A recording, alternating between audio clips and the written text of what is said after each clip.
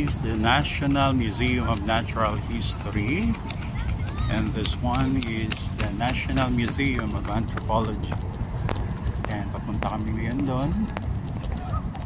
And we know for the fact that this park is under rehabilitation and sort of construction. Dati meron doon yung Philippine flag, Philippine map, pero tinampakan na siya, ginawa na po siyang parke.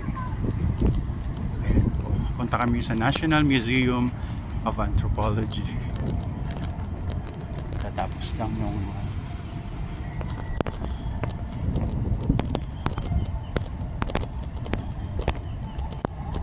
ito po yung Torre de Manila ba yan?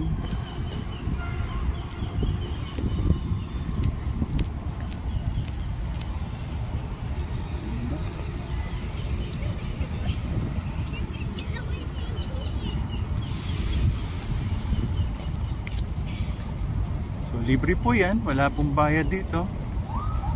Just present your ID.